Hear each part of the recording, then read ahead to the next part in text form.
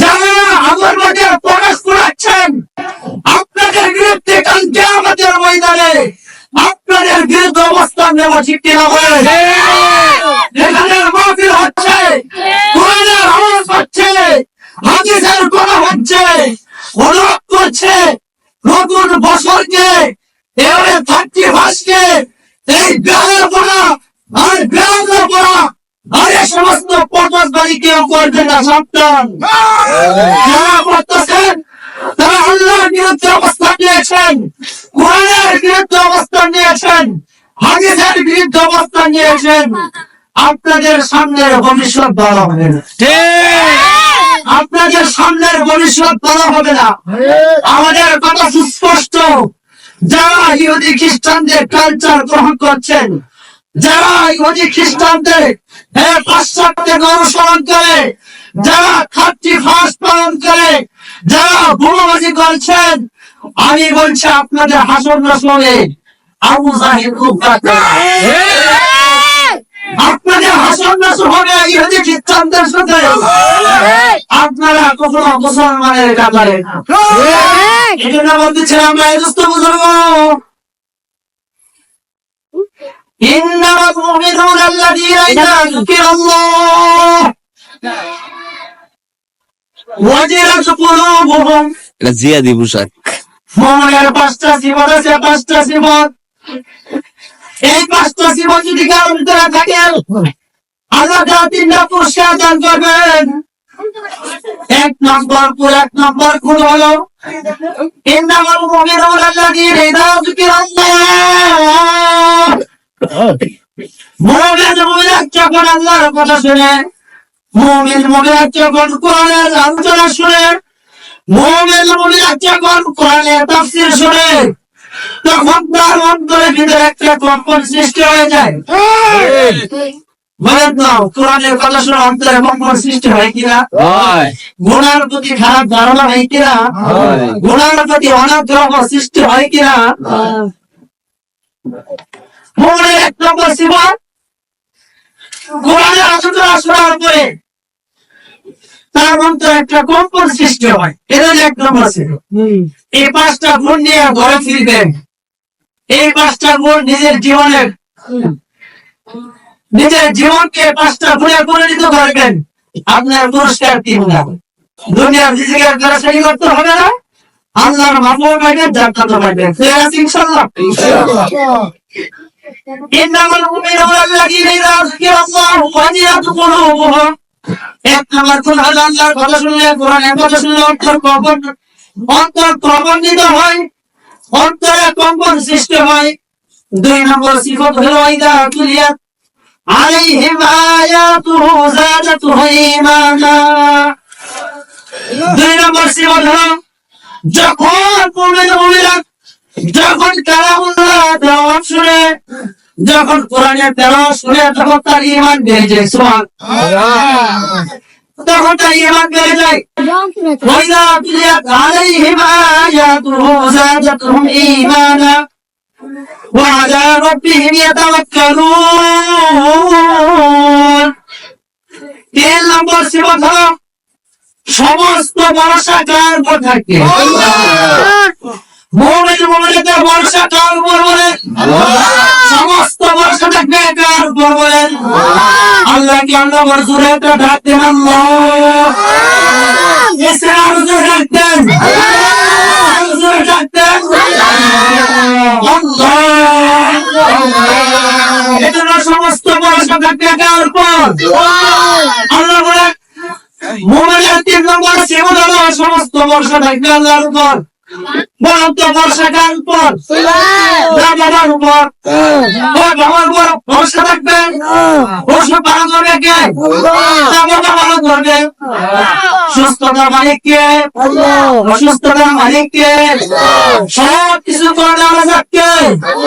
আল্লাহ কে? সব কিছু করে আল্লাহ কে? সব কিছু করে আল্লাহ। আসমানের মালিক কে? জমিনের মালিক কে? যারা পড়াশোনা করতেছে এরা আল্লাহকে ভয় করে না, ভয় করলে এগুলা করতো। এই যে শব্দগুলো আসতেছে, এটা গান লিখতেছে না? আজকে মাটি যারা কামা, যারা গান বাজনা অনুষ্ঠান করে আর গ্রহণ করে, যারা জমিন কামাইছ, কসম করে বলি কবরের তোমাদের মালিক ডাকবে, ঠিক কিনা? কবরে তোমাদের মালিক আছে ভাই। এজন্য বলেন তিন নম্বর জীবনের সমস্ত ভরসা থাকবে কার উপর? চার নম্বর জীবনের লাইনে এই মুনাসরা মুমিন পাঁচ ওয়াক্ত নামাজি হবে, কয় ওয়াক্ত? মুমিন পাঁচ ওয়াক্ত নামাজি হবে। নবী আলাইহিস সালাম বলেন না সালাতা আল্লাহ তাআলা ফরমায় ইন্না সালাতা তানহা আনিল ফাহশাই ওয়াল মুনকার। নিশ্চয়ই নামাজ মানুষকে অশ্লীল কাজ থেকে দূরে রাখে। আলোচনা করতে গিয়ে আলোচনা এখন অনেক নাস্তিকদের প্রশ্ন হয়, হুজুর এই আয়াত আমরা মানি না, আয়াত আমরা মানি না। নামাজ পড়লে মানুষ প্রশ্নের জ্ঞান করার কাছ থেকে বিরত থাকে। আমরা বুঝি এরা নাস্তিকদের প্রশ্নে আয়াতের পর যে মানুষ থেকে নামাজও পড়ে সুরা খাই কিনা, নামাজও পড়ে খুশিও খাই, নামাজও পড়ে জোয়া খেলে, নামাজও পড়ে অবৈধ ব্যবসাও করে, নামাজও পড়ে হারামের সাথে যুক্ত। হুজুর তাহলে নামাজের মাধ্যমে কিভাবে থেকে বিরত থাকে? এটা বোঝানোর জন্য আপনাদেরকে পিছন দিকে প্রদান দেব। এজন্য আমি বলি নামাজে পাঁচ প্রকার, কয় প্রকার? এই আয়াতের ব্যাখ্যা বুঝতে হবে, এই আয়াতের তাফসীর বুঝতে হবে, নামাজের প্রকার বুঝতে হবে। এক নম্বর, নামাজি পাঁচ প্রকার, কয় প্রকার? যারা পড়ে না যে হিসাব করা, যারা পড়ে যে তার পাঁচটা প্রকার আছে। এক নম্বর হলো যারা কিছু পড়ে কিছু পড়ে না। শুক্রবার পড়ে সারা সপ্তাহ ফলন নাই, 3 অক্টোবরে একটা ফলন নাই, জোহর আসর করলে মাগরিবের খবর নাই, মাগরিব এশা করলে ফজরের নামাজের খবর নাই। হয়তো সাপ্তাহিক নামাজে সাপ্তাহিক নামাজে বলেন তো, এরকম নামাজ আমাদের সমাজে আছে না? কম না বেশি? অনেক কম পড়ো না, কিছু পারে কিছু পারে না। আগে এই নামাজের নাম দিচ্ছে পাতলা নামাজ। কি নামাজ এটা? পাতলা নামাজ। এই নামাজের ফলাফল সম্বন্ধে নবী করিম সাল্লাল্লাহু আলাইহি ওয়াসাল্লাম বলেন অবশ্যই তাকে জাহান্নামে যেতে হবে। কোথায় যেতে হবে? এক নম্বর। 2 নম্বর, নামাজি হলো যে 5 ওয়াক্ত নামাজ পড়ে কিন্তু নামাজে মন থাকে না। নামাজে কি থাকে না? মন থাকে। নামাজে ঠিকই দাঁড়া, শয়তানকে ধোঁকা দেয়, বিবির কথা স্মরণ কর, ওই নামাজি তোর দোকানের হিসাব নিকাশ শুরু কর। এখানে দেখবে মাথা নিজের কোনো চিন্তা থাকে না। যখন আল্লাহু আকবার বলে নামাজে দাঁড়িয়ে যায় তখন শয়তান তাকে ধোঁকা দেওয়া শুরু করে, উনকুর কাজা এই তোর দোকানের কথা স্মরণ কর, ব্যবসার কথা স্মরণ কর, এমুকের কথা স্মরণ কর, অমুকের কথা স্মরণ কর। এক দোকানদার আছি, দোকানদার এসে বলে হুজুর আমি হিসাব নিকাশে উল্টা করলাম, আমি হিসাব ঠিক মতো করতে পারি না। একটা জায়গা আছে, এই জায়গায় হিসাব করতে পারি, এটা আবার কোন জায়গা? আমি যখন আল্লাহু আকবার বলে নামাজ দাঁড়াই তখন আমার সব হিসাব অটোমেটিক হয়ে যাচ্ছে। কি করো? নামাজ দাঁড়াইলে সব হিসাব হয়ে যাচ্ছে। শয়তান কি ঢোকাই দিছে এখন? এই জন্য অনেক নামাজ আছে 5 ওয়াক্ত নামাজ পড়ে কিন্তু মন নামাজে থাকে না। এখন মন যাদের থাকে এদের ব্যাপারে নবী করিম সাল্লাল্লাহু আলাইহি ওয়াসাল্লাম বলেছেন কাল কিয়ামতের ময়দানে আল্লাহ তাআলা তাদেরকে ধমক দিবেন। কি দিবেন? বলেন তাহলে ধমক কি সাধারণ ধমক? দুনিয়ার যে প্রধানমন্ত্রী বা যে এই একটা দেশের ভিতরে যে প্রধান হয় তিনার ধমক আর আমাদের ব্যাংকের সাধারণ মানুষের ধমক সমান? বলেন তো আমাদের শহর বাইরে একটা ধমক দেন, আর যদি আমাদের গাজীপুরের একটা একটা ধমক দেন, কোনটা লাগে? গাজীপুর একটা দিলে পায়খানা প্রস্তাব পায়খানা আর সরকার দিলে আর অবস্থা খারাপ হইতো। তাহলে বলেন তো যিনি আসমান ও জমিনের মালিক তিনি যদি ধমক দেয় তাহলে কেমন হবে? সাধারণ হলে কাদের কি যারা 5 ওয়াক্ত নামাজ পড়ে নামাজে মত থাকে নামাজের গাড়ি হিসাব থেকে শুরু এখন এই জায়গা সবাই ধরা হুজুর একটা পদ্ধতি দেন শিখায় দেন কিভাবে নামাজে মন থাকে এই পদ্ধতি দেন শিখায় দিলে আপনারা শিখবেন এর জন্য চেষ্টা করতে হবে দেখবেন যে নামাজ থেকে মন কখনো বাইরে যাবে এটা হচ্ছে আমাদের একটি লম্বা হাদিস হাদিসটা হাদিসে জিবরাইল লম্বা হাদিস পুরো আলোচনা করার সময় নেই লম্বা হাদিসের একটা অংশ জিবরাইল আমিন এই হাদিসের নাম হলো হাদিসে জিবরাইল হাদিসের নাম কি হাদিসে জিবরাইল জিবরাইল আমিন আলাইহিস সালাম কে রাসূলের কাছে আসছেন হাতের সাথে হাত মিলিয়ে সুন্দর করে আদব শির করছেন সাথে সাহাবায়ে কেরাম মুহতারাম সাহাবায়ে কেরাম ছিলেন আদব শির এসে জিজ্ঞেস করছেন ইয়া রাসূলুল্লাহ ঈমান কাকে বলে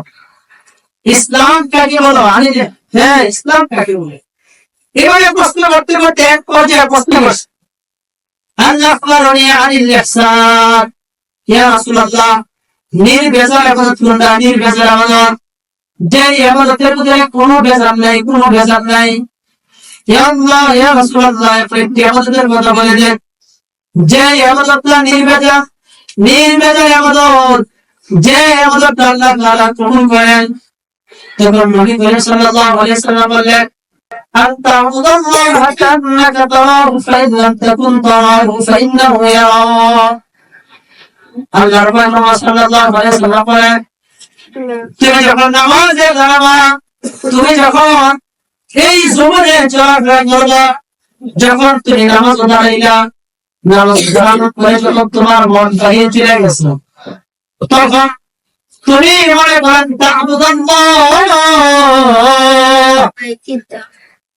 তখন তুমি মনে করো তুমি আল্লাহ তাআলাকে দেখতেছো রাসূল বলেন কাইলাম তাকুন তারা বলেন আল্লাহকে দেখে কি আমাদের সম্ভব এটা ব্যাখ্যা অনেক সময় নেই কাইলাম তাকুন তারা ফাইন্নাহু ইয়ারাক আল্লাহকে দেখা আমাদের দ্বারা সম্ভব না রাসূল বলেন যদি আল্লাহকে দেখতে না পাও তাহলে দ্বিতীয় স্রোত হলো কমপক্ষে তুমি জামাই আল্লাহ তোমাকে দেখতেছেন নামাজে বান্দা যখন দাঁড়াবে যখন তার মন বাহিরে চলে যাবে তখন সে যখন তার মন গিরিয়ে গেছে চলে গেছে তখন সে মনে করবে আল্লাহকে দেখতেছে মনটাকে ঘোরায় নিয়ে আসবে এই কাজটা করতে হলে কয়েকদিন দীর্ঘদিন করার পরে দেখবেন নামাজের মন চলে আসবে মন যদি চলে যায় গিরির কাছে মন যদি চলে যায় দোকানে মন যদি এদিক সেদিক চলে যায় তখন আমাদের মনে করতে হবে কে আমাকে দেখতেছে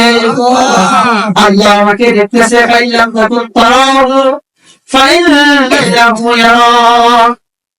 এই কাজটা যারাই নামাজ পড়ে এই কাজটা করবে নামাজ পড়ে মন এদিক সেদিক চলে যাওয়ার পরে কত রাখা পড়ছে এটা ভুলে যায় ভুলে কিনা বলেন এদিক সেদিক চলে যাওয়া মনে করতে হবে আল্লাহ আমাকে দেখতেছেন যখন ঘোরা করবেন তখন মনে করবেন কে দেখতেছে যখন সুদ খাবেন সুদের টাকা হাতে নেবেন মনে করবেন কে দেখতেছে যখন কানের ভিতরে হেডফোন লাগায় গান শুনবেন তখন মনে করতে হবে কে দেখতেছে বলেন কে বলেন কে যখন কোন ঘোড়া করে ইচ্ছা অন্তরের ভিতরে আসে তখন মনে করবেন আল্লাহ আমাকে দেখতেছেন এভাবে যদি নামাজটা বলেন দেখবেন কিছুদিন যাওয়ার পরে আপনার মন তার নামাজের ভিতরে চলে আসছে মন যখন নামাজের ভিতরে চলে আসবে দেখবেন নামাজ মজা লাগে শুরু করছে সুবহানাল্লাহ মজা তোমার সামনে আছে খালি শুনে এরপরে নামাজের মজা কেমনে ভাগলে আল্লাহর সাথে কেমনে কথা কইলেন আপনি দাঁড়িয়ে সূরা ফাতিহা পড়ে আল্লাহ সরাসরি আপনার সাথে কথা কইবো একটা ঘটনা শুনেন